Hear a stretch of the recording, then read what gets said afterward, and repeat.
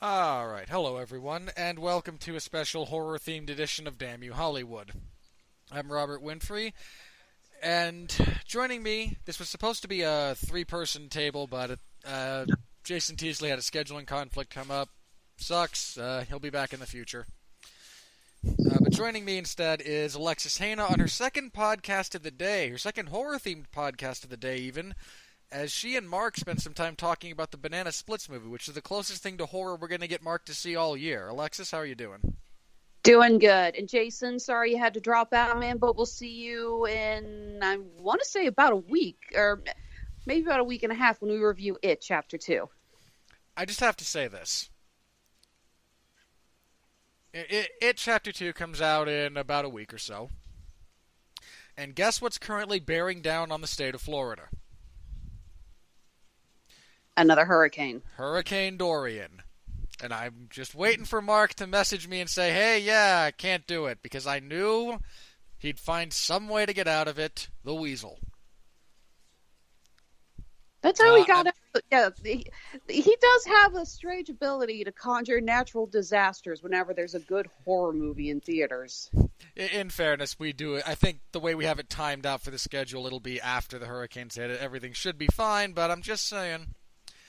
He always seems to find a way, and again, he already did message me and say, yeah, we should still be fine when it's currently scheduled for, but I don't know, I just have to needle him about that. Yeah, he conjured another hurricane, it just arrived a week early. To all of those, our listeners who are in the South, who are in the path of Hurricane Dorian, I think is what this one's called, please be safe, be careful, stay indoors. We wish you all, well, I don't want to say good luck, because you don't say good luck before you face a hurricane. That just sounds stupid. So just be safe. And blame Mark. This is at least partially his fault. Well, we blame Mark for everything. He's the boss.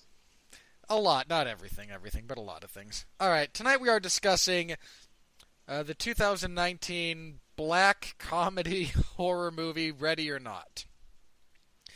I'll let you start with this before we get into the plot synopsis, Alexis, because you're the one who kind of said, hey, I saw the trailer for this looks like a good time.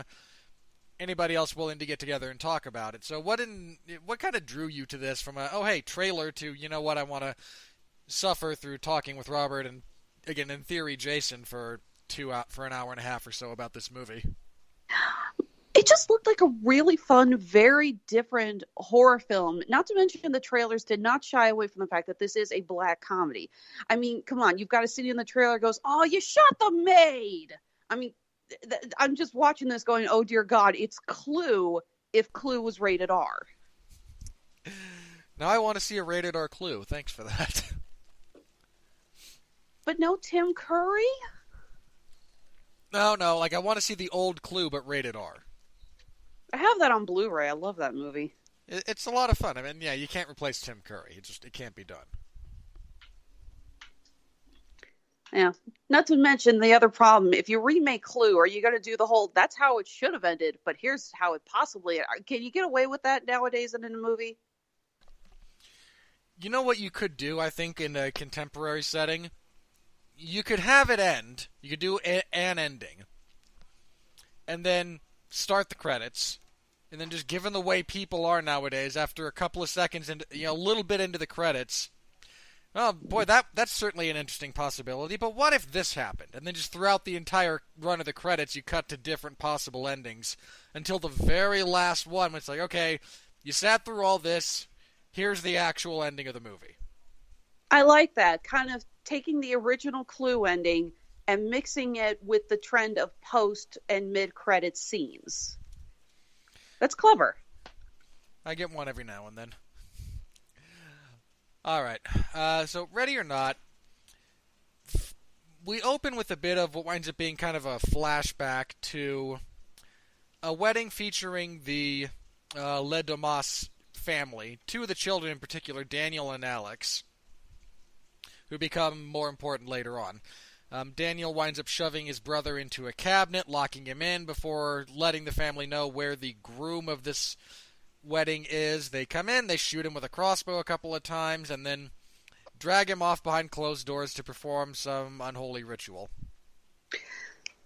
The bride is there. She is upset at first, but she seems to be choking back tears with the "I know what is expected of me" look on her face. Yeah.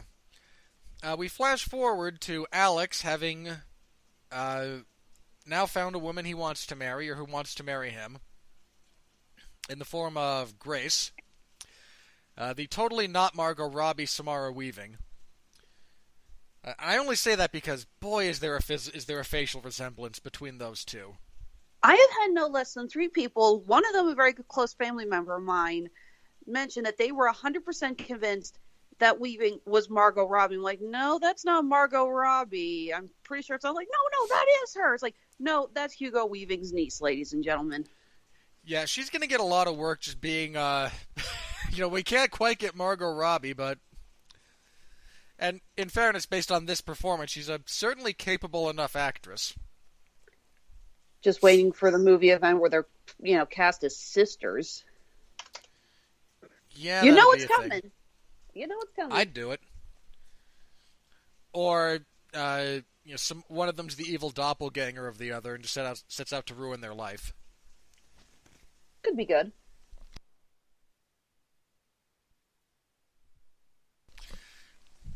Anyway, they have the wedding at the family estate. Alex is a bit estranged from the rest of his family, given that he's not entirely down with the whole Satan-worshipping murder that goes on in this family, which is a thing. So they get married, and the inciting event is the family tradition, the night of the wedding, to have the spouse, be that male or female, choose a card from a box that will randomly determine what kind of game they're supposed to play. This is all set up with a bit of backstory about the family and how they came into their fortune. The great-great-grandfather of the current patriarch made a deal with the devil while he was a merchant seaman, and this is part of the deal that was struck, was when someone else comes into the family, we have this game of chance, and if you pull the wrong card, well, you have to die horribly. Ain't life a bitch. And there wouldn't actually be a movie if Grace didn't pull the card in question, in this instance the hide-and-seek card.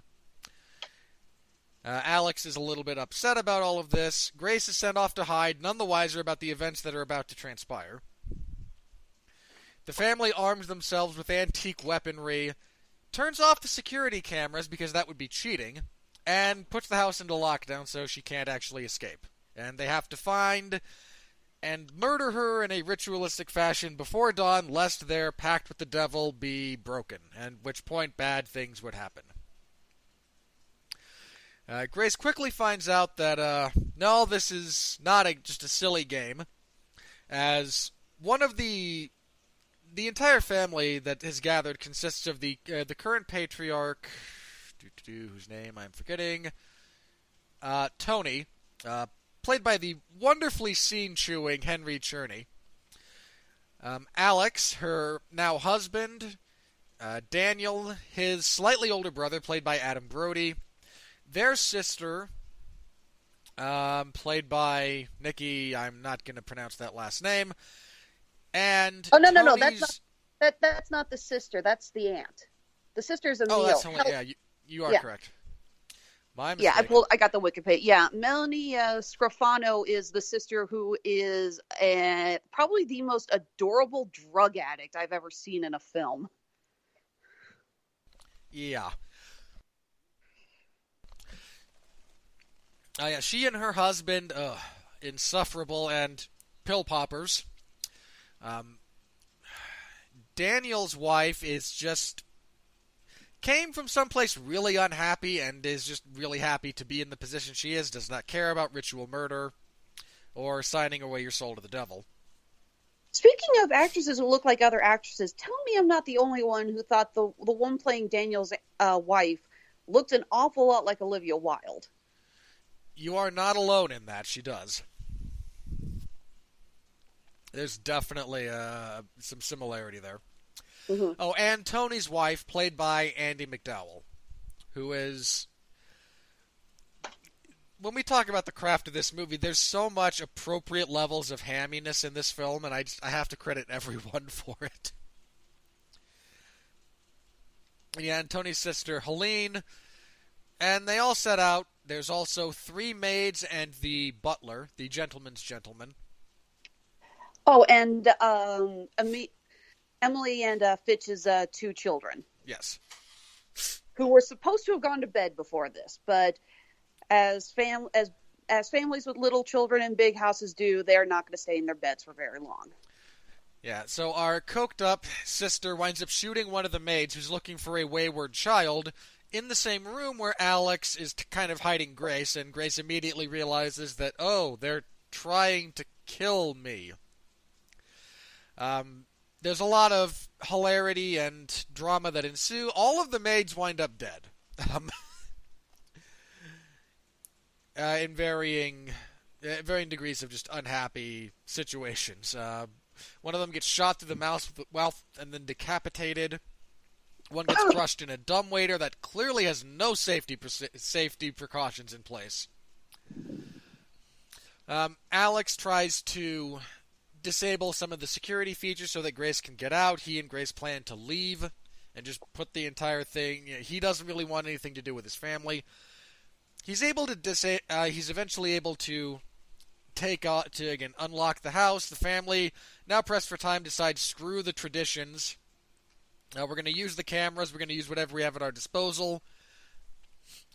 Grace winds up injuring herself in some pretty gruesome ways on a couple of occasions, as you want to do in a horror film. Alex's mother tries talking him back into rejoining the family. Aunt Helene believes he's fated to lead the clan, as he's the only one who's actually seen the devil sitting in the place that is set for him at the family table. Well, that and the older brother is drinking away his feelings. And look, you can't trust Adam Brody to do anything. Okay, I gotta ask before we go any further. Every time I mentioned that I wanted to review this, you said any chance to, make fun of Adam Brody. I'm not saying that anyone who was involved in the OC doesn't deserve to get their ass handed to them, but what is it about wanting to make fun of Adam Brody for you that really got you into this movie? Mostly the OC. What's funny is that he's actually, I think, one of the best actors in the film. I mean, he's pretty much drunk throughout the whole thing. But I really do like how he comes across. It's like it's clear he's agreeing to do it, but it's like, oh God, why do I have to put up with this shit? I don't want to do this. Drink. I will say this: apart from Grace, he has the best character in the movie. Yeah. Pretty clearly, he actually has some nuance. I mean, he and Alex are the only ones with arcs. I mean, the big turn comes when Grace winds up beating Andie MacDowell to death with this the devil box. Alex observes this and then kind of realizes, oh, even if you survive this, you're going to leave me. You know what? Screw it. Let's just go through with the sacrifice. Well, I hate to say it, but I'm also willing to bet that before this, Daniel made one last attempt to get Grace out of the mansion, and his wife, who, of course, ironically is named Charity, comes in and she's like, wait, so you're going to save her and you're going to potentially let me die along with this? Well, screw you, and shoots her husband. I'm willing to bet that as Alex came in after Daniel was already dead, he thought that Grace shot him. Entirely possible.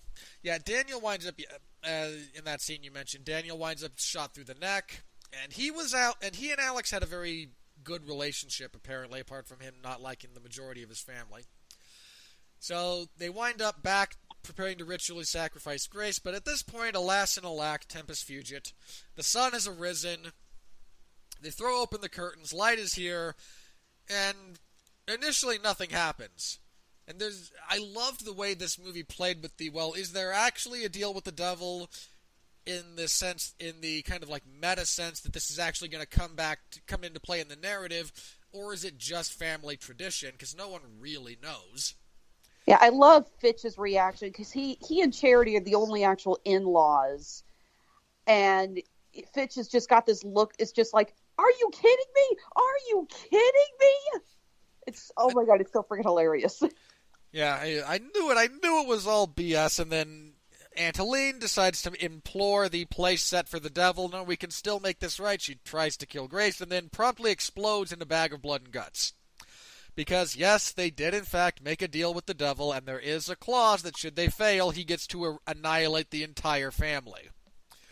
So, one by one, the entire family, small children and all, and to be fair, the kids in question are preteens, in that 8 to 12 range, and they're kind of insufferable, so I'll allow it.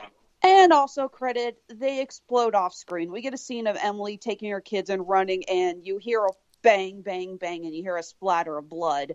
You don't actually... I think it would have been too much to actually see these little children go pop. I would have been okay with it, but I'm you're just an insufferable human being, aren't you? I'm mostly dead inside. That's what years of working for this network will do to you.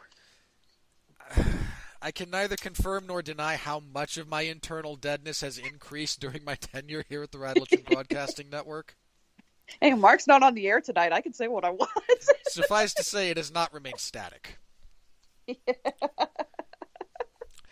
So anyway, they all blow up. Grace winds up taking off her wedding ring, telling Alex she wants a divorce after Alex implores her that you make me better. He hasn't taken me yet. We can still, it's still potentially okay.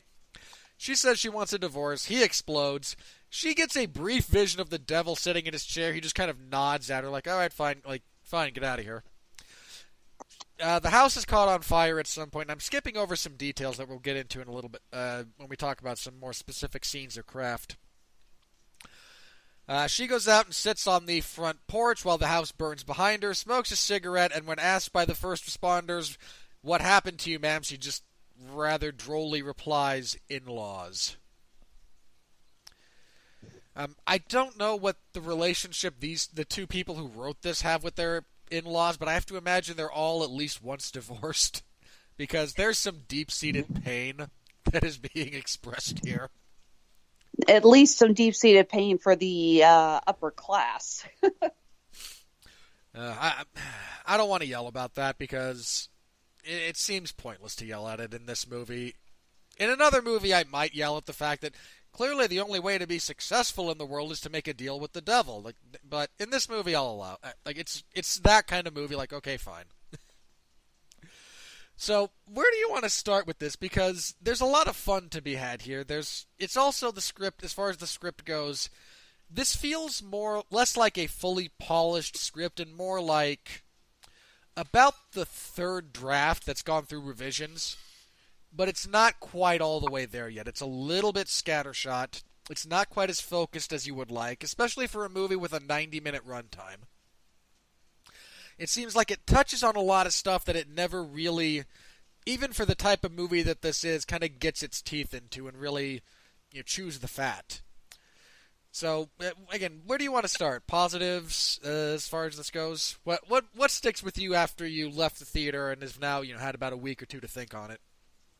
I like that, again, what you mentioned before. They do keep you guessing on whether or not there's an actual curse. Until we actually see the family go explodey, you have no idea if what they're going through, if this is a real thing, or if great-granddad just got, took too many hits of brandy and then started talking. And I really love that. Not to mention the fact that you've got this upper-class family, and it's clear that I think they established that they have not killed anyone since that flashback, which we find out is Aunt Helene. It was her husband who was killed. She was the bride who had to watch her husband get stabbed and sacrificed. And yet she has become, I would say, the most fanatically devoted to this cause. She talks about how she had to watch the only man she ever loved die right in front of her. But she shows, in that flashback, yeah, she looks so upset. She's like, oh God, I can't believe I have to do this, but I know I have to do this. But Elder Helene shows no remorse. She's like, I did it, and I'm okay with it. And again, when she thinks that they can still make the pact, she's the one who grabs, I think it's an axe, and tries to slaughter Grace. But I love that you've got these upper class twits who have no idea what they're doing with these weapons. You got a scene with the brother-in-law watching a YouTube video on how to handle his crossbow. Yep. You have the drug addict who doesn't know how to aim her gun. There's a great scene with Charity where she's got, I think she's also got a crossbow, and she sees Grace running across the yard. She goes, I got you, and it's building up. She has a harpoon gun, which is hilarious, by the way. She has a spear gun. Spear and clearly gun, has no idea what she's doing with it. None of these people actually know. I think the only ones, and this might actually be referenced, the only ones who actually know what they're doing with their weaponry are like Henry Czerny and Andie MacDowell. And even then, it's been a long time for the both of them. All the rest of them, they don't really know what they're doing, and it's hilarious. Yeah, Charity lines up that harpoon gun. She's like, I got you, and she fires, and it goes soaring over the trees, not even close. And yeah, when Andie MacDowell's character, she tries to shoot Grace with a bow and arrow, misses by a mile, and she just stands and she goes, in all fairness, it's been a while. Yeah, I mean, the scene when Charity starts shooting with that old pepper box, and Grace literally, like, kind of dodges toward her, and she misses every shot. And she's within 5 feet of her. Like, that defies probability. Like, you should have hit the target on accident by that point. And then she just in tears, like, I don't know what I'm doing. Clearly. For the record, that was Emily, not Charity. Oh, Emily, yeah. Yeah, Charity might actually have known how to handle a pistol. She says but not a harpoon gun. I mean, the harpoon gun's a very specific weapon. I'll take your word for it. I did appreciate the appropriately sized ammunition for the old elephant gun, even if it was just for display purposes. Because, those are big shells. I want to see, at the next horror convention, I want to see cosplays of women in bridal gowns with elephant guns and that bandolier of big-ass bullets across. That's wearing the bloody tennis shoes. I imagine it's going to pop up a lot.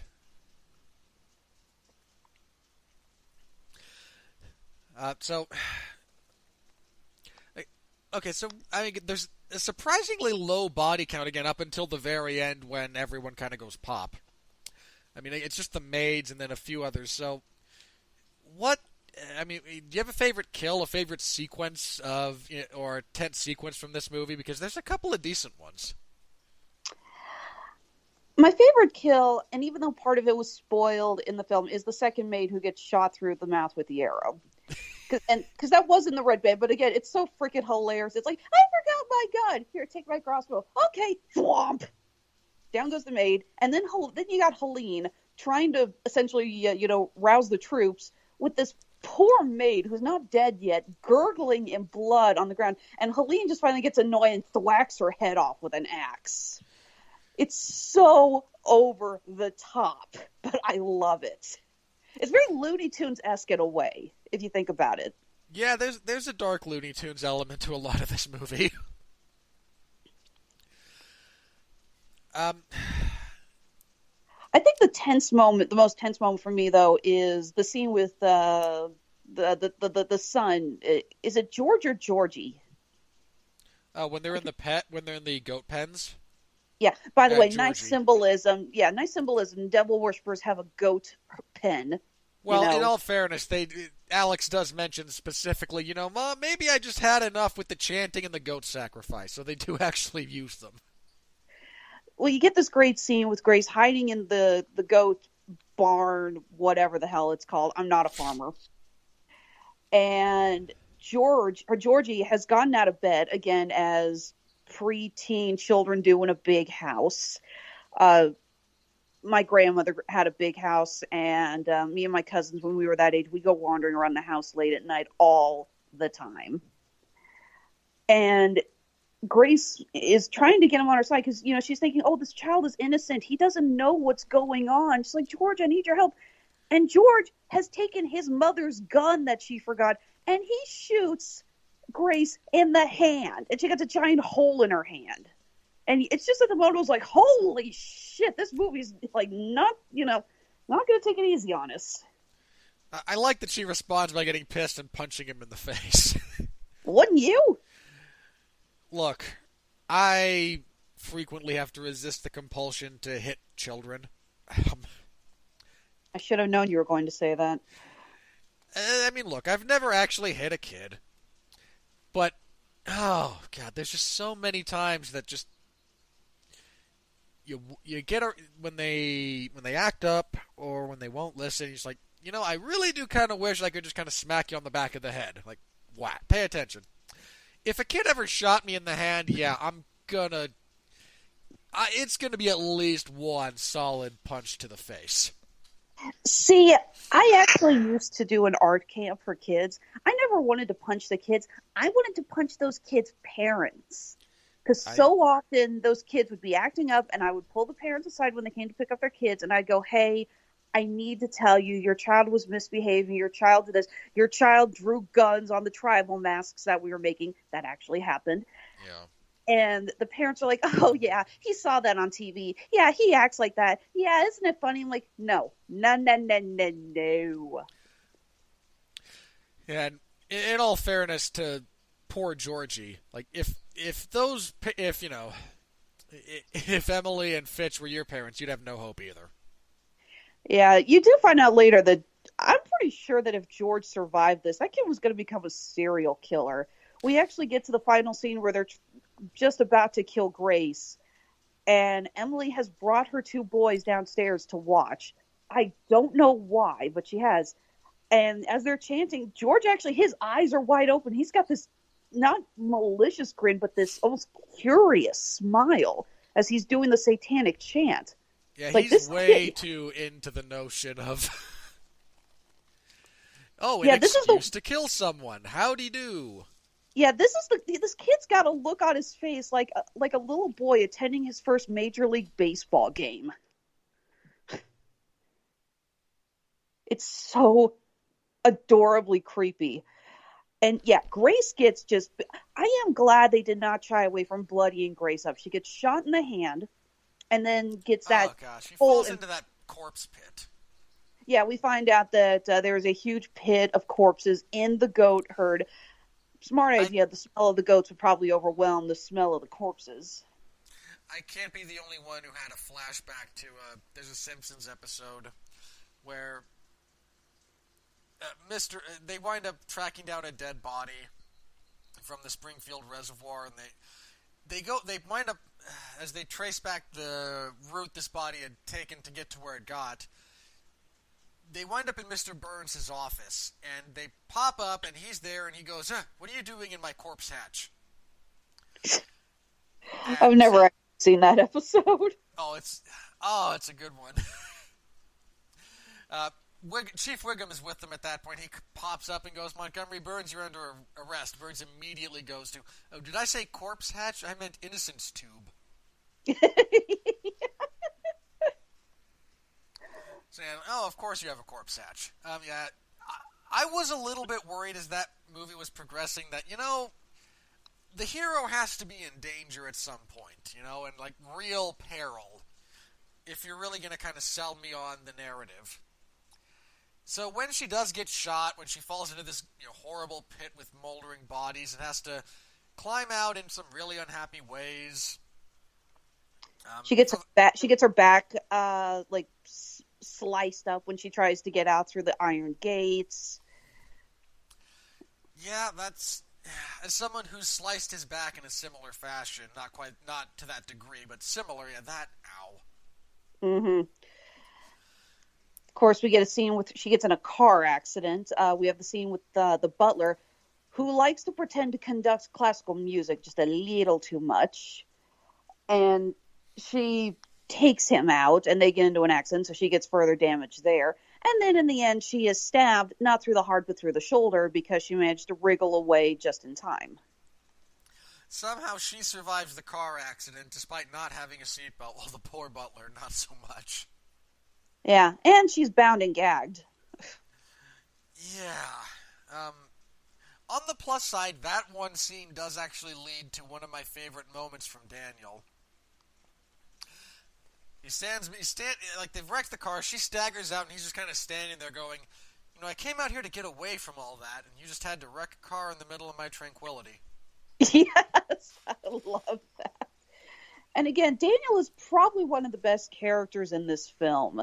He gives a real level of insight. It's clear that he is not willing to give up his family's money. He's too accustomed to it, but he really doesn't like it. There's a great scene of him and his sister dumping the poor maid's bodies into the corpse pit on top of Grace, who's still down there and is now being showered with maid parts. No, she was out of there by that point. Oh, she wasn't? I could have sworn she was still in there. No, that would have been a good way to go, but no, she was out. Oh, okay. I could have sworn she was still there. My bad. And yeah, Daniel and Emil are talking. They're throwing in the maids, and Daniel's like, maybe we do deserve to die for all this. It's just clear he doesn't like it, but he doesn't have the cojones to do anything about it. And I did like that scene after he poisons the ritualistic chalice they're all drinking from. And yeah, as he's bringing Grace out, like, oh, did you just kill them? No, I just gave them a little nip. They'll... I looked it up on you. I Googled it. Nah, they'll be fine. It'll be uncomfortable, but they'll be alright. He actually does say, I always knew someone was going to burn it down. I really never thought it was going to be me. And we get a great scene where Grace, gets out of one of the corridors. We find out that this old house has a lot of hidden passages and whatnot throughout it, as the creepy old mansions do. And she walks right into Daniel, who's at a bar, and he just looks at her, and he doesn't even react at first. He goes, I'm getting a drink. Yep. And she's just and it's clear that she's also has a good relationship with him. Not great, but you get the feeling that you mentioned Alex and Daniel are pretty close, and you get the feeling that she's gotten to know him a little bit, and she's like, okay, we're not friends, but I'm marrying your brother, and you love your brother, and we have a common bond that we both love Alex. So you do sense a strength between them. But again, Daniel just starts to get drunk, and he goes, I'll give you 10 seconds. And then charitably gives her more than that. Well, with the editing, it may have been hard to tell. Daniel also has the only real gun. He and Tony have the only appropriate firearms for the situation, and he never even comes close to shooting it. There's again one of the things about this movie that I found a little bit frustrating, and under different circumstances it might have actively detracted from it for me, but this movie touches on a lot of things, but again doesn't really kind of dig into any of them. There's Alex's relationship with his family that is touched on, but again, not really expounded on beyond, I got fed up with chanting and killing goats and just realized this wasn't normal, but I wouldn't stop doing it unless I actually left. And his mother, who just wants her son to be back with the family, and again, credit to Andie MacDowell, who's got a great bit of... She walks this really fine line between sincerity and sincerely insincere quite well, depending on the scene that is required. I get the feeling she seems really earnest when she's talking to Grace before the wedding, and she does look disturbedly upset when Grace pulls the hide and seek. I get the feeling that she really didn't want Grace to be the one to die. No, I think what she says, I really do like Grace. I think she's being honest. I also think she views Grace as, again, the mechanism to get Alex back to being actually part of the family. And she does know that, if we have to kill her, he's done. We're never really gonna... I'm going to lose my son if this happens. And then, lo and behold, it does. So, Henry Czerny has a lot of scene chewery as... it's kind of sad. I think they could have done more with his character, because he gets some great lines. He looks at the portrait of one of his, great-grandfather and goes, you couldn't have negotiated a little bit better, Vic? Maybe got Mr. LaBelle out of the family annihilation clause? And, okay, fair enough. And again, there are some great scenes with him with the other characters. I love the scene where he's giving the rules to Grace before she knows what's going on. And she's just thinking it's all a game. And he's playing it so well. He lets nothing on. She points out the security cameras and goes, "Oh, no, no, we're going to turn those off. Just got to stay hidden until dawn. And hey, good luck." And I love it. He does not even hint about what's about to happen. Doesn't bat an eye. Even when they pull the cards, and again, if you're good at reading the room, you can see Alex and you can see Andy McDowell and even Daniel react to that, and him not so much. He kind of goes blank, like, "Oh, that's the one you pulled. Okay, here's what we're doing next." It really is a lot of. There's a lot of fun from again pretty much everyone. Even you mentioned Emily being, an adorable drug addict, which is a really hard thing to pull off, but she does. I love it. She's like, "Get yourself together. You're going to get together." Snort. I've never seen a drug addict played like that before. No, that's a new one. I mean, the closest thing I can reckon to it off the top of my head is Tony Montana near the end of Scarface, when he just drops his face into that mountain of cocaine on his desk and takes a hit. And again, even just some of the relation with the other family members. How about that scene when we find out that Fitch and Emily, I guess it's Emily, missed the wedding because they missed their flight. And you get Fitch, this great line. We couldn't get a regular charter, and I just can't go back to flying commercial. Like, oh, you fat fuck.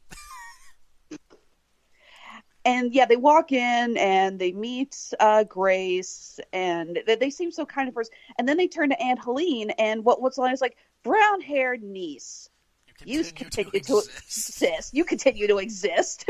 I laughed so hard in the theater. Now, I gotta ask, what was the reaction to the theater when Aunt Helene finally went pop? Was there just like a people? There weren't a lot of people in there when I saw it. I go as early as I can on a Tuesday.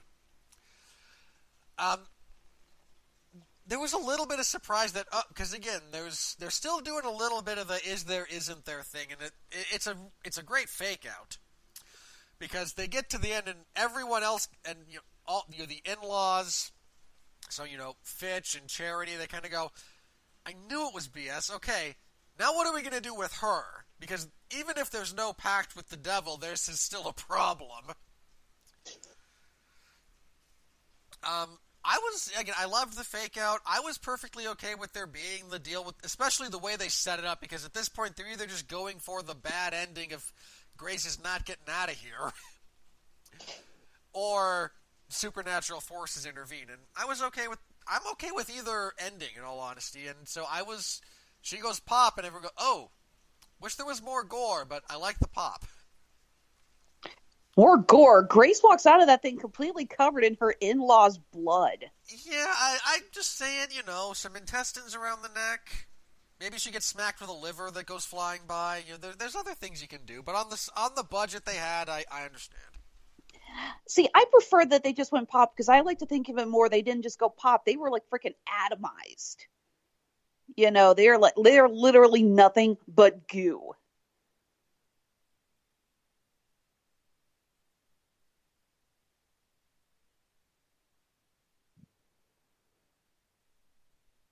Still there? Sorry, muted my mic for a sec. Oh, I was so worried that I had just disconnected from the podcast. No, you're fine. I just said, like, what did I do wrong this time? it does kind of. I would kind of like to see a slightly more, like, again, dark horror edit of the end of Infinity War, where all the people who get snapped go pop like this instead of fade away. You sadistic bastard! I'm just saying, it's.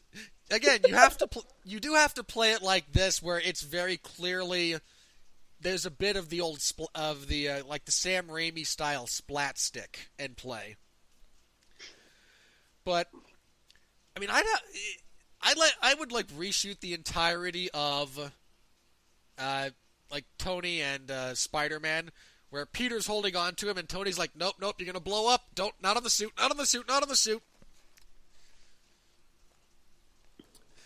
And Listeners, I'm sorry for Mr. Winfrey. He's an idiot. come on, it's funny. No, it's not. I'd laugh. He But again, really I've are I like sadistic. this. I have a dark sense of humor, so this movie, played into that a lot. Gee, you think? All right. Anything else on the craft side of things that you wanted to touch on, good, bad, or otherwise? Well, it's been said before by a lot of the reviews, but it is worth pointing out. This is blood and gore side. This is a beautiful movie. It's shot very well. It's pretty much shot entirely in this gigantic mansion. You get a lot of really great shots of them running around the rooms. The mansion itself is remarkably beautiful. And the movie itself is very lovely to look at. The lighting is good. The cinematography is great. There's no shaky cam in the tight corners. Everything is clear, crisp, and easy to make out what's going on. When you got scenes of Grace when she gets out, she's running through the woods. Even though you get what is clearly a very poorly lit hallway or whatever, it's still very easy to see what's going on. And I really like movies that can have a good sense of where they are and how they're going to make it work like that. Yeah, something that is visually readable is sadly a bit of a rarity these days when it comes to movies. I've seen way too many movies that are shot on low budgets in one location in a house, and it's clear. It's like, okay, we don't want a lot of light because we want this to look very dark and everything. It's like, yeah, that's great, but you're either going to end up not seeing what's going on or everything's going to look grainy as hell. Take your pick. These guys clearly know their thing about cinematography, and I was very impressed. Yeah, the cinematographer for this, Brett, I'm going to butcher your last name, sir. I apologize. I'm going to assume this is Polish. So, Udwetchik did a really good job. Yeah, it does. It all looks good. I've been in several houses. Never anything that lavish, but similar. I've been in places like that. I've been around them, and that is definitely what they look like. So a lot of credit there. If you're interested I think this is the kind of movie that if you see the trailer and think, I might like that, you will, and you should definitely go see it. And again, it's a black comedy. There's a lot of really funny moments, but it's funny moments laughing at people's pain and suffering. Again, there's a scene with a maid choking on her own blood, and the great aunt is just sitting there going, "Oh dear God, will you shut up, stop?" Look, you're gonna die. Can you stop interrupting my monologue? And in fairness, Aunt Helene is definitely the kind of person who would think in exactly those terms. Aunt Helene was creepy as hell. We get this early scene of Grace getting her picture taken by way too many photographers with professional lighting. Seriously, I actually used to work as a wedding photographer. When I saw those flashes and light reflectors put up, I'm like, my God, have you people never heard of natural light? And Grace is looking around while she's getting the picture taken, and the maids are staring at her, and she looks at Helene, who is giving her the death glare of all death glares. That's the kind of look that your ex gives your new significant other when you put the ring on them. That was just spiteful as hell. Yeah, that was a heck of a look. Excellent job casting on that part. Yeah. And last thing I think I wanted to praise, they do a good job of everyone in the family, all the relationships that they have with each other do feel very organic in the sense that there's not a lot of exposition given, but there's a lot that is told through either quick dialogue or just the way they interact, the looks when Andy McDowell looks at Fitch and goes, I never liked you, right? It does very much feel like a deeply dysfunctional blue blood family that, made a deal with the devil. So kudos to that. Alright, if that's it for that, let's go ahead and jump into the money. Ready or Not only has a budget of $6 million, so credit to everyone involved for doing a lot with a low budget. Well, did they actually find a manor or a castle or something to film in? Because I'm having trouble believing that on 6 million that was just a set. Yeah, I imagine they found. Yeah, that is a really hard thing for me to imagine that. Here, I'll look up filming locations on IMDb. Let me see what I can find. It Well, was you can see it. it was a 26-day shoot. It took place on locations in Toronto. So a few different places, but yeah, I imagine they just found. They had, again, for all the externals are one. They had an internal one, and then a few of the woods and whatnot. Yeah, this was, again, $6 million is a small budget, and they did it in less than a month for just photography. You know what? Again, credit to everybody involved. Credit also to Samara Weaving. I still can't believe that actress is Australian. Why not? Her American accent is perfect. Yeah, she has a really good American accent. That's true. And she does a few little idiosyncratic things, like that little snort she does when she laughs. Mm-hmm. There's a lot that goes into that. So, good on her. Yeah, her American accent is actually better than Margot Robbie's. If Margot Robbie isn't deliberately copying someone else.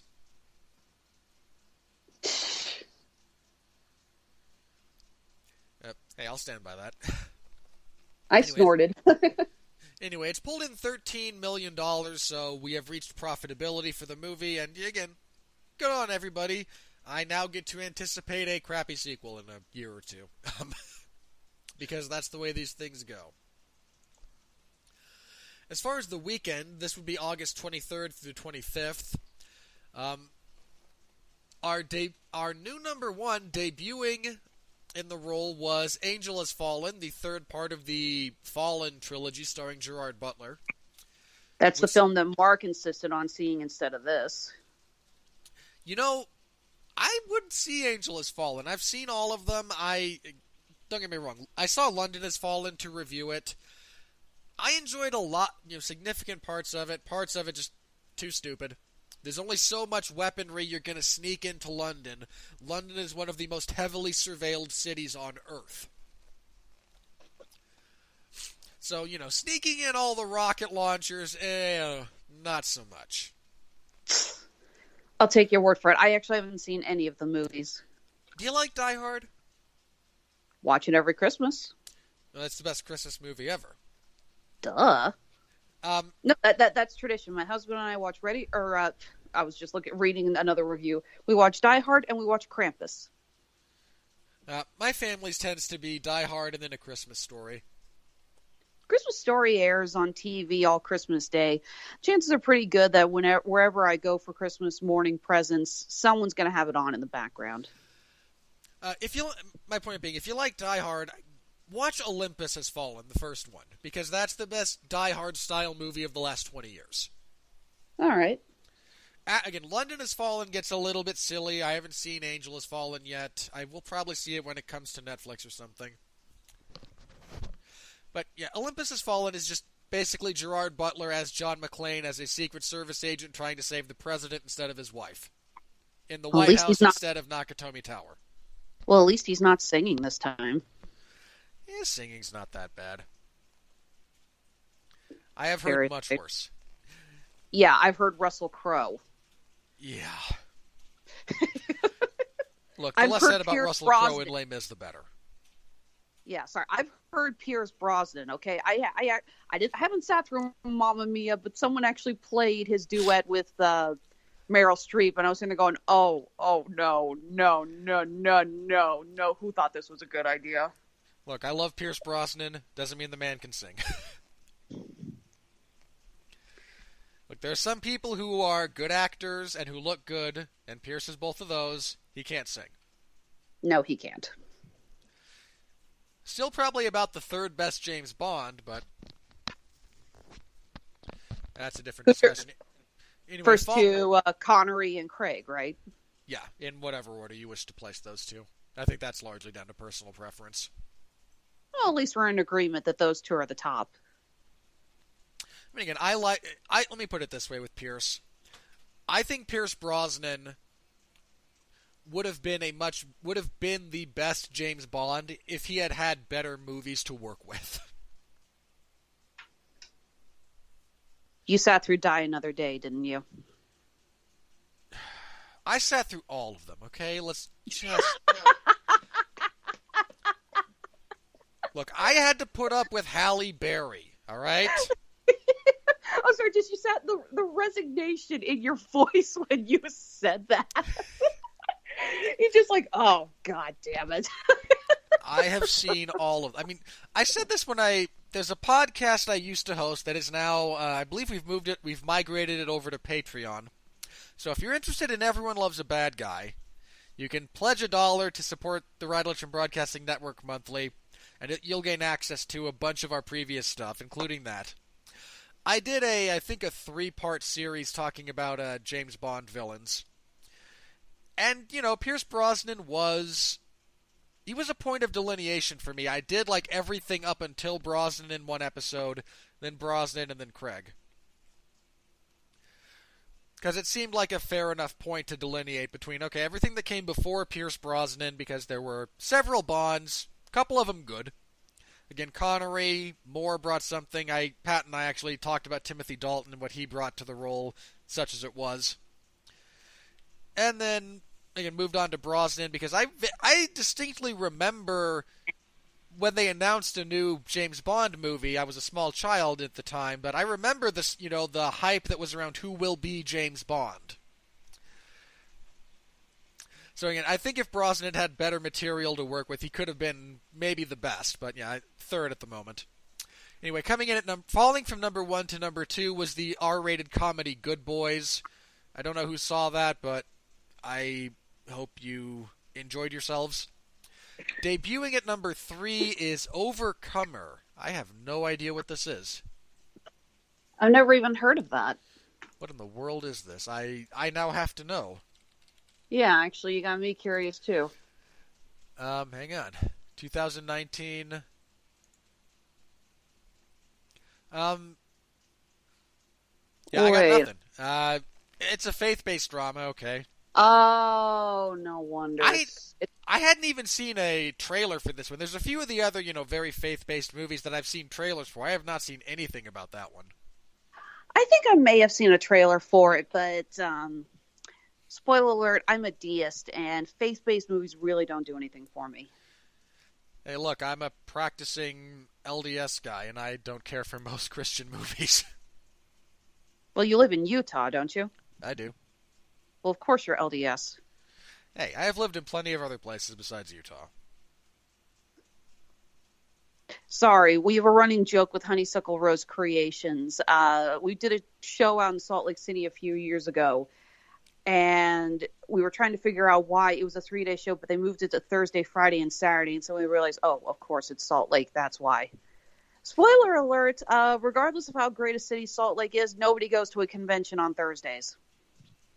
Salt Lake's not a very great city. I wasn't going to insult your town. You want to insult it? Go ahead. I don't live in Salt Lake for a very good reason. Okay, fair enough. Anyway, Hobbs and Shaw fell from number 2 to number 4.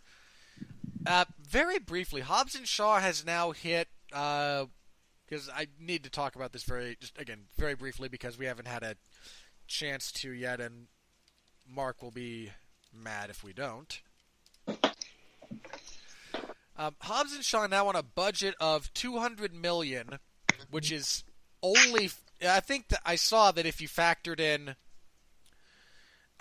advertising and all the print stuff they did, the budget was closer to $300 and change. I was going to say, how much of that was Dwayne Johnson's salary? I don't know. It's interesting. He was Forbes' highest paid actor again, but he gets that distinction not because he makes the most per movie, but because he makes so much content.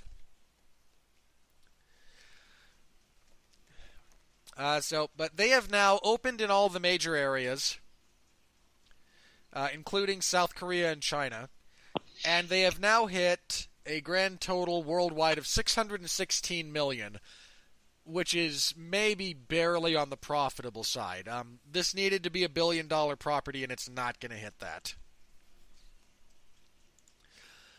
The Lion King fell from number 3 to number 5. Ready or Not debuted at number 6. And again, is already profitable, so good for that. The Angry Birds Movie 2 fell from 4 to 7. Scary Stories to Tell in the Dark fell from 5 to 8. Dora and the Lost City of Gold fell from 6 to 9.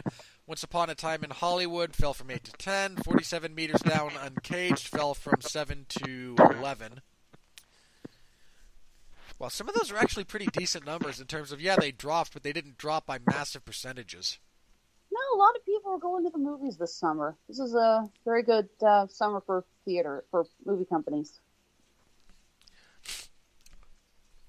Yeah, rounding out the top 20, the Peanut Butter Falcon actually rose from 20 to 12.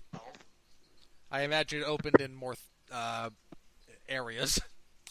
The Art of Racing in the Rain, boy, that cratered.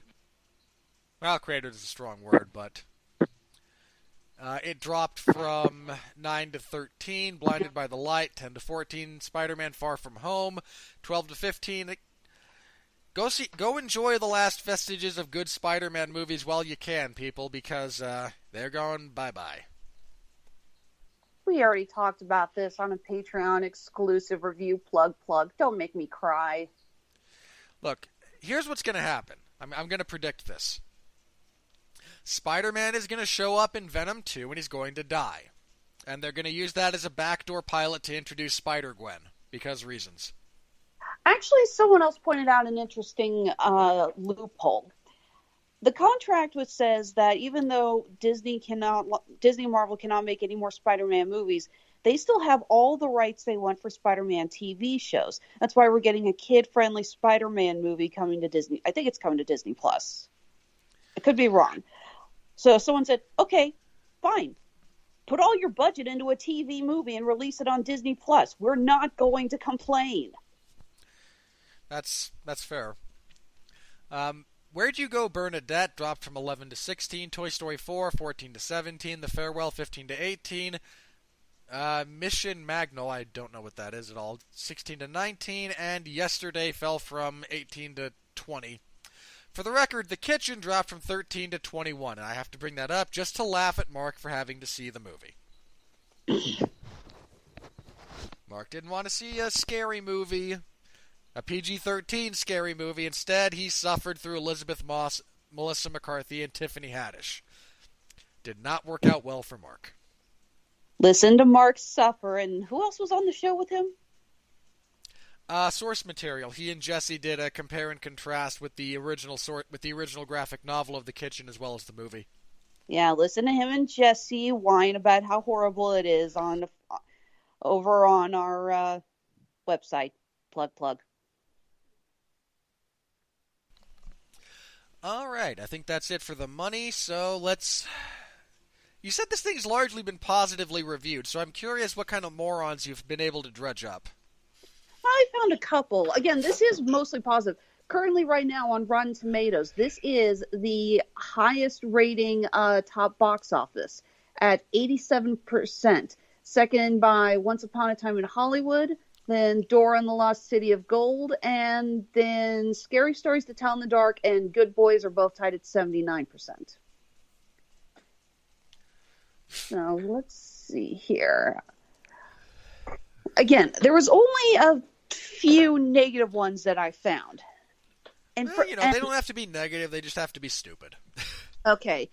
Vincent Mancini from Film Drunk says, a brilliant concept for satirizing the poison pill of dynastic wealth, though the kitschy, quote, honest to blog tone holds it back. Wow. You gonna crib any more Karl Marx there for your review? Because seriously, I smell plagiarism. Well, honest to blog is a line from Juno. I haven't seen Juno, actually. I remember that. That was one of, oh God, who's the woman who wrote that, who won the Oscar? I can't think of her name. Diablo Cody. Yeah, that was one of her first contributions. But no one's really used it since. It's not a term I've heard that much. Yeah, again, this is the kind of guy who would rather see a deeply serious look at, oh boy, no one should have this much money. Like, buddy, if you had got a check for that much money, you would cash it, and you know it. So, let's spare me your soapboxing, all right? Just spare me. Yeah, no, I just don't get the whole honest to blog thing about it. It's like, what about this movie seems, quote, honest to blog? What's honest that? Again, like you say that's a line from Juno. What does Juno use it in reference to? It's a reference to one of the openings, part of the opening scene when Juno calls her best friend to let her know she's pregnant. And her friend goes, really? Honest to blog? As in, like, honest to God? But honest to blog. So. Yeah, okay. How is that in any way then developed into a movie tone? Yeah, exactly. I don't get... This guy's an idiot. Okay, James Veneer from Boston Herald. Is this a spoof? The dialogue sounds like it was poorly translated from another language. Buddy, you have... No. You see, my friend, I occasionally indulge myself with various anime-related properties. I know from bad translation, okay? I have suffered. I have suffered greatly in some respects. This, not even close. Moreover, is this a spoof? It's a black comedy, man. Yeah, there's a little bit of that. How did you not... At what point do you not realize the genre the movie is trying to place itself in? Because, I mean, do you not look up and know the sky's blue? I do not understand that bit of criticism. Yeah, again, we were talking earlier. We thought this was a pretty decent script. The dialogue was good, and it felt genuine. Yeah, if the script issues have to deal more with, like, again, pacing and dialing in subject matter. Like, it reaches too far across areas rather than is just, bad from a purely spoken word perspective. I keep thinking, is he referring to that whole scene about brown-haired niece, you continue to exist? Because, yeah, frankly, if I had just seen that line a la carte, I'd assume it was from a badly translated anime, but no, that was a genuine I hate you line. Yeah, that's just that character and her expression of disgust at this other human being. All right. Michael Smith from Tulsa World. So beyond not developing its characters or being original, Ready or Not is never scary. It's never smart. It's never good. Okay, what part of the comedy half of this equation did you miss, buddy? Moreover, as far as scary, I mean, again, there's a comedy element that's inherent to this, but there's also still some kind of genuinely tense moments. I mean, that bit where she's like hiding around in the kitchen island from the butler. Again, we're not talking anything revolutionary, but it's a solidly shot and constructed sequence. Yeah, she's trying to put the bullet in the elephant gun while he's listening to music, and she's trying to time it so that it peaks with the sound. And she has to pause every time because he hears it. This is a very smart butler, and he knows that there's someone, so she pops it in. He pauses, and he's listening around for what it is, and she knows she can't even breathe heavily while he's, listening for that. As far as never good, yeah, no, I completely disagree with that sentiment. I've seen plenty of bad movies, and again, this is not intended to be Oscar-quality filmmaking. It's just intended to be a solid black comedy horror movie, and that's all. And that's what it is. It's not badly constructed. It's just not. I don't know.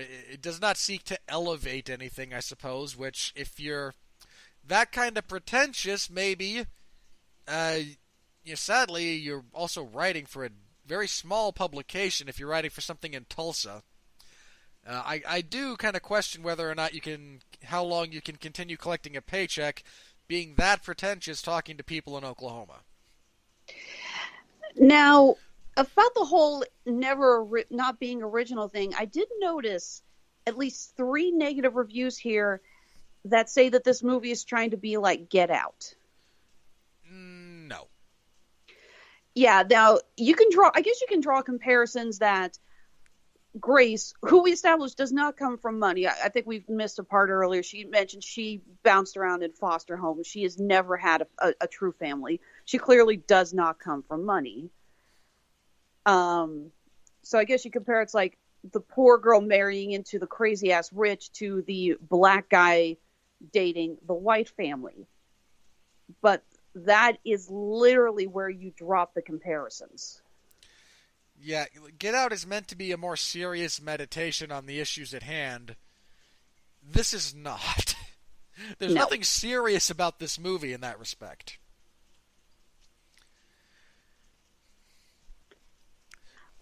And but anyways, I'm sorry, go ahead. Yeah, that's even people comparing this to Get Out. Like, again, apart from the most basic surface level, oh hey, there's a loose similarity here. No, there's nothing else there. Yeah, like I said, we got 3 reviews here that reference it. One is from Frank, Switek, from a website called One Guy's Opinion. It says this. What do you bet he's self-employed? He is the guy. You think? This may satisfy viewers wanting a tongue-in-cheek gore fest with a smidgen of social commentary, but it lacks the edge and subtlety of Get Out, its obvious model. Okay. I maintain this movie is not that gory. I mean, again, don't get me wrong, there's a couple of scenes. But out of the entire, 96-minute runtime, not all that gory, quite frankly. Until the rich family goes kablooey. I mean, again, there's scenes. Again, she gets dumped into a corpse pit. They throw decapitated maids' bodies down into said corpse pit, and then everyone pops like overinflated water balloons. It does exist. But I've also sat through a lot of actual gore-fest movies, and this does not rise to that standard. More importantly, of all the genuine praise you could give to Get Out, subtle is not one of them. No. That's not a subtle movie.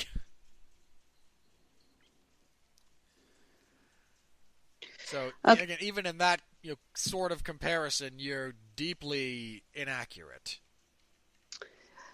All right, Rick Kizanak from 7 Days. I can't say that without wanting to do the 7 days from The Ring. Yep. It sticks with you. The film's fatal flaw is that its creators clearly wanted to duplicate the formula behind the game-changing success of Get Out, but lacked adequate imagination. Again, no. If you think the formula for success in Get Out involved somewhat outsider marrying into money and the family has a dark secret, I got news for all you people who think Get Out was all that original. It's not, if that's the comparison you're making. Did I hear a cat in the background? Yes, that is one of the cats the cat in my house.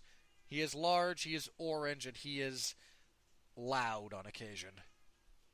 Eddie, you're being usurped. For God's sakes, it's your name on the bingo card, not the cat.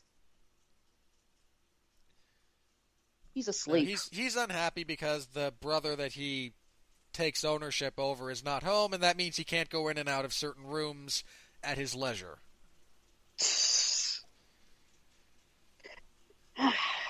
Seriously, Eddie, the one time you actually should bark, and you're just lazy. He's just laying there on the ground. You yelled at me too much, Mom. Not barking now. I perform when I want to perform. Okay, I am not your dancing monkey. I am a corgi. If you want a dancing monkey, get a dancing monkey. You're a dancing corgi. Yeah, he would. Okay, Roger Moore from Movie Nation. Get Out that doesn't get it. A Purge that pulls its punches. Whoa. What does this have to do with The Purge? I have absolutely no idea. Did you just... Okay, that feels like you just Googled a couple of horror movies to throw in there. Yeah, it's like the alliteration doesn't work if you're pulling a subject that doesn't fit in. I mean, again, I can loosely understand the surface level comparison to Get Out, inaccurate as it may be to anyone with a functional brain. But what about this has to do with the Purge, man? Unless you're putting forth the hypothesis that we should just take to the streets and kill rich people instead of poor people. Otherwise, there is no comparison at all. And you're just lazily trying to remember a horror movie that you could make a comparison to, instead of actually, watching horror movies and coming up with a good one. Shame on you, sir. And your cat agrees. Yes, he is kind of a dick, but seriously, this cat will run up to a door, ask you to open it, and as soon as you open it, turn around and walk away. Sounds familiar. I am shaming you publicly on the internet, cat. Deal with it. Sorry, you guys make fun of Eddie all the time. This is like, ooh, shoes on the other foot. No, look, you can mock this cat all you want. His name is Cheese. Cheese? He was one of a pair of brothers who were both orange, and the family that had the mother cat let the children name them, and they're orange cats, so Mac and Cheese. At least it's not cheese and crackers. Fair enough. Sorry, you want to run out of your house after a cat after he bolts out the front door going, Cracker, get back here! Well, this has led to us occasionally finding out how to say cheese in different languages to insult him.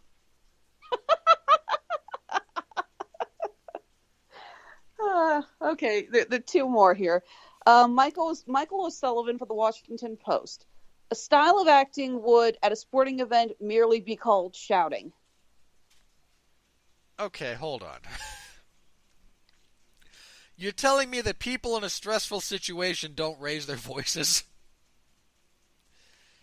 You must have grown up in a happy home, man. That's all I can say. Or a drugged home, take your pick. Fair enough. I mean, there's so much time when there's not... I don't think Adam Brody raises his voice at all in this movie. Except for the part where he does yell, she's in here, after he gives her the 10-second start. And yeah, even then, he's yelling it mostly into a glass of whiskey. Yeah, that's the only time that character yells. I don't think Andie MacDowell yells at all. Even when she gets annoyed, she doesn't get loud. Yeah, that's really not a fair criticism. It's not accurate. Yeah, I mean, the biggest yellers are, well, you get Grace, who yells a decent amount, but in all fairness, she's running for her life. And, impales her already open wound on a nail to try and gain leverage to heave herself out of a pit full of rotting corpses, so. And then tries to get the attention of a passing car when she manages to get out the iron gate, like eviscerating her back, and the jackass keeps driving. She's like, fucking rich people! I love her tirade at him, because she goes, like, that's not quite as good as, like, Chevy Chase in Christmas Vacation, but it's pretty close. I mean, I don't think anything ever tops that, or Arlie Emery's introductory scene in Full Metal Jacket. But as far as the list of greatest movie insults, her litany of profanity at that guy just driving away from a woman in distress, that ranks pretty high. You need to go watch a movie called Wag the Dog, and Hesh just lets out this amazing tirade of insults against Dustin Hoffman's character. I don't know. I'm deeply opposed to the existence of Aunt Hesh at this point. But I haven't seen Wag the Dog, actually. I need to. It's really good. This may sound weird, but I think it's one of Robert De Niro's best films, because he plays a very different character in it. He's a Washington D.C. spin doctor. And that was a 90s movie. Like, everything De Niro did up until about 2000 is pretty solid. Then, for some reason... if I had to pinpoint the moment De Niro's career turned south, Meet the Parents. The association with Ben Stiller ruined him. But I love that movie. It's hilarious. Nope.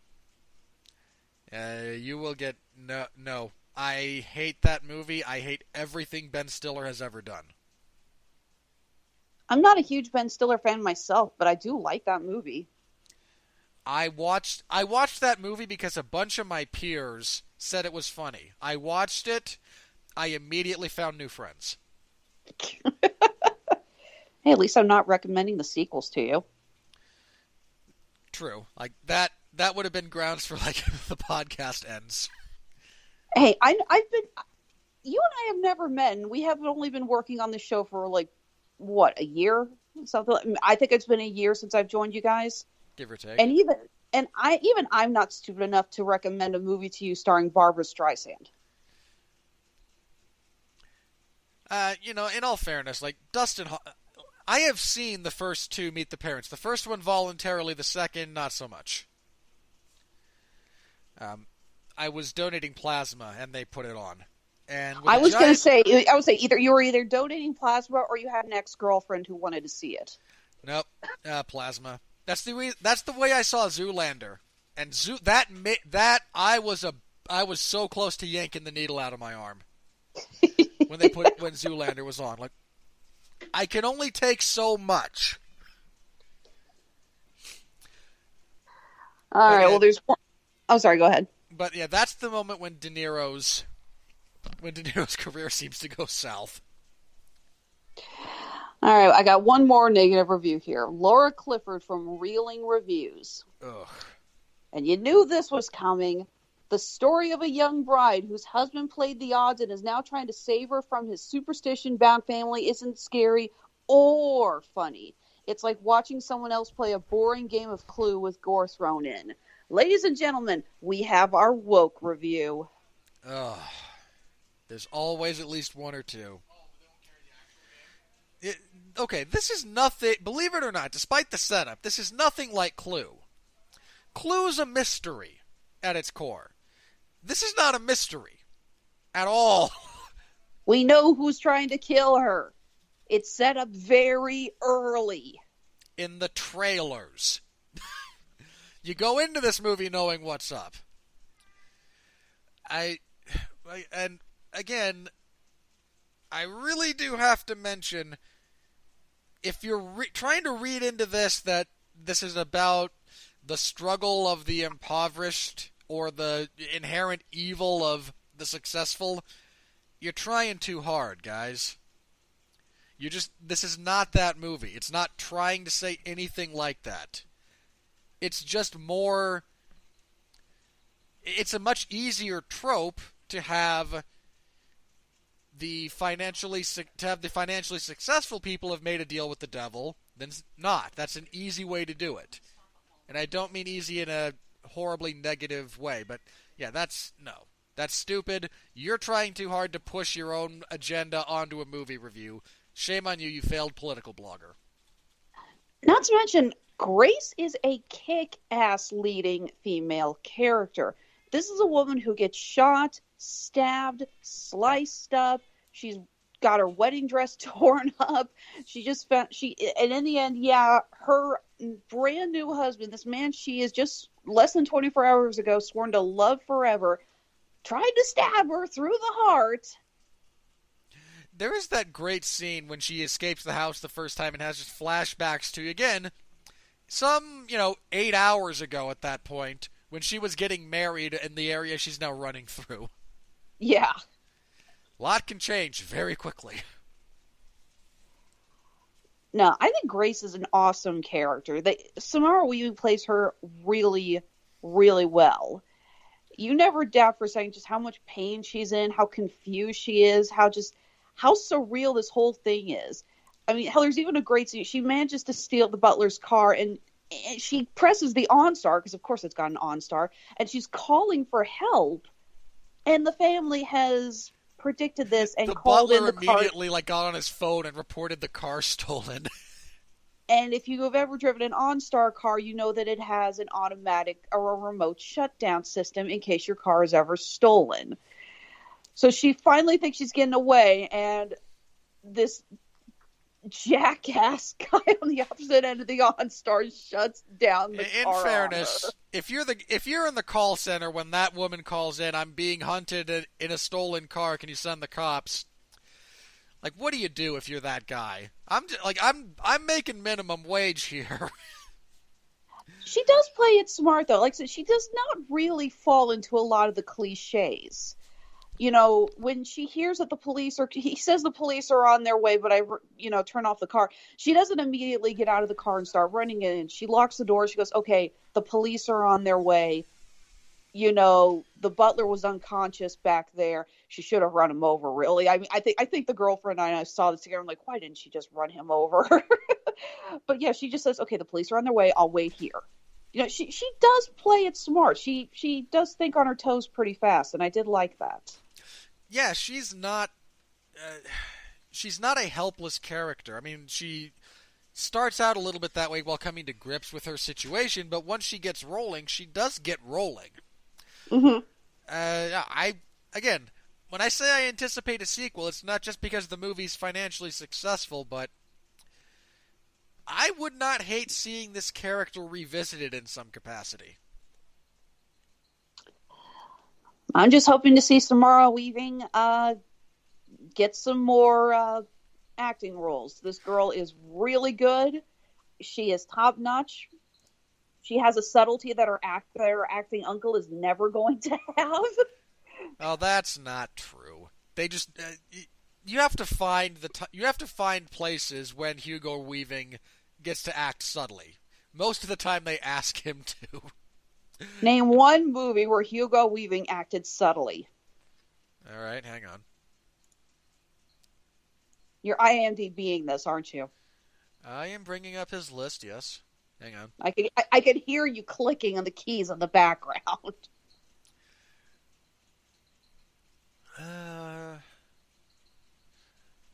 It's been too long since I've seen The Interview. Maybe that. I mean, yeah, once he does age... I mean, the supreme irony being that much of, Agent Smith is, in fact, subtle until it isn't. Which is the best way I can phrase that. He chews on his words like they're freaking fruit stripe gum. I'd actually give him V. I actually haven't sat through V all the way just because I'm not an Alan Moore fanatic, but I heard so many people who are diehard fans of the book say the movie just was not just so horrible in the way they twisted it up a little bit. That's ridiculous. That is deeply inaccurate. I think you only feel that way if you think Moore's work should be adapted either frame for frame or not at all. It's a different... I'm not it's a very different fanatic. take on the story in a lot of respects, but I like it. I enjoy it a lot. I think he and Natalie Portman play off each other well. Watching oh crap, I can never remember which one it is. Yeah, I'm going to look it up. Because otherwise it's going to bother me. John Hurt, that's it. Watching John Hurt play the personification of Big Brother, a decade or so after he played the protagonist in 1984 is a little my all-time favorite book. Is a lot of fun.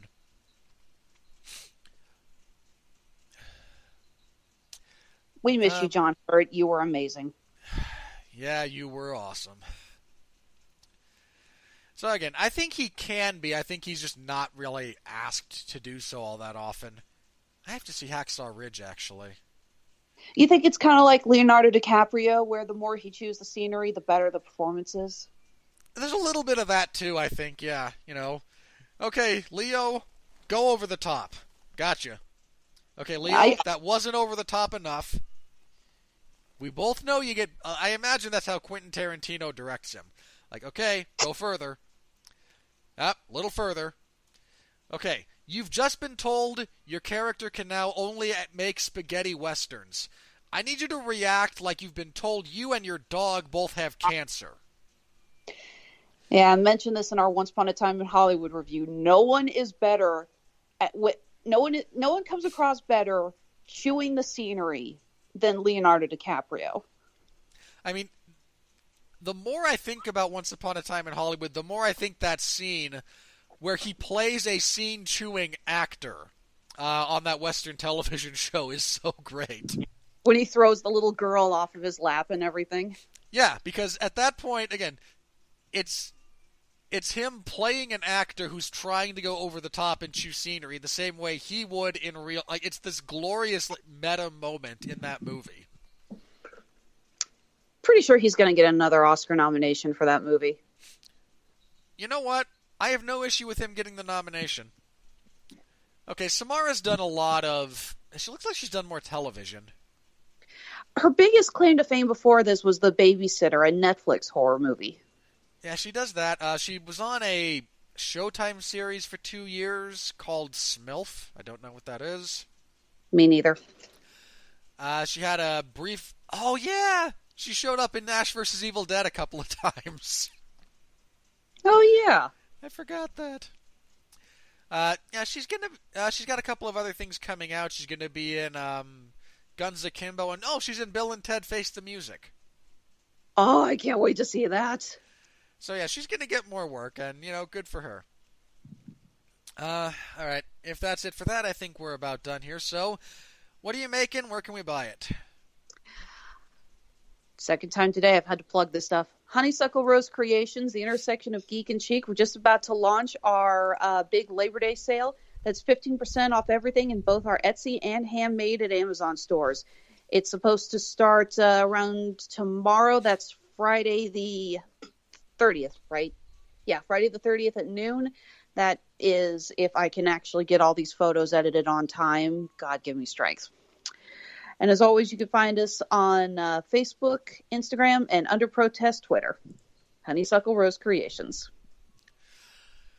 All right. The big thing I've got coming up is Saturday, starting at 3 a.m. Eastern Standard Time. We'll have live coverage of the UFC's return to mainland China. That's going to be a card. It's going to make me wish I drank. There's a lot of those. The big thing will be... For the main card, Mark and I are going to provide alternate commentary. So I'm going to try... Because we did it for UFC 242?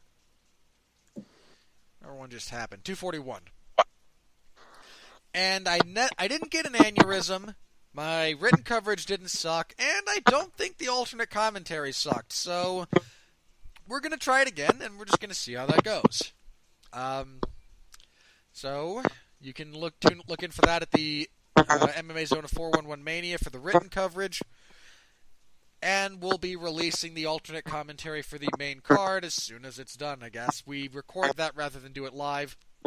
That also lets us pause the recording at points when I need to listen to stuff and Mark doesn't want to just talk for periods of it, so that'll be released after.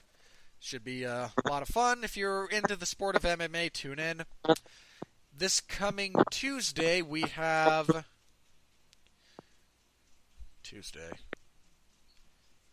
I can't remember the schedule. There's something on Tuesday. I can't remember if it's Damn You Hollywood or if it's our TV party for the 3rd season of Hannibal, but I know that's coming up soon as well. So, tune into the Radulich and Broadcasting Network. Like the Radulich and Broadcasting Network Facebook page. That'll keep you up to date on the schedule. You can support us on Patreon if you're so inclined. We do have some exclusive stuff that goes up there. All of our Screaming Boy stuff. So right now that is the D23 reactions. That's up on Patreon. So a lot of our older stuff is up, including, again, my former show, Everyone Loves a Bad Guy.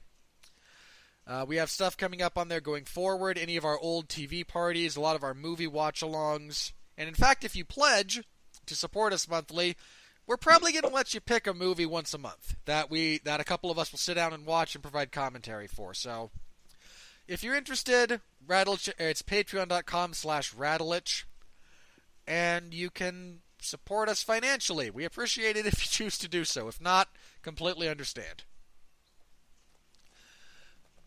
And that'll be it for us. Again, we'll be back here next week with something. Movies, television, we've got it all. We've got comics. Music, if you're into the Metal Hammer of Doom. Sorry. Are you hitting the wrong buttons again? You don't want to hear me sneeze. I'm muting myself intentionally. Fair enough. Sorry about that. And yeah, we'll be back then. Until then, on behalf of Alexis Haina, I'm Robert Winfrey. Thank you all very much for tuning in. Stay safe out there, and please continue to be well, be safe, and behave.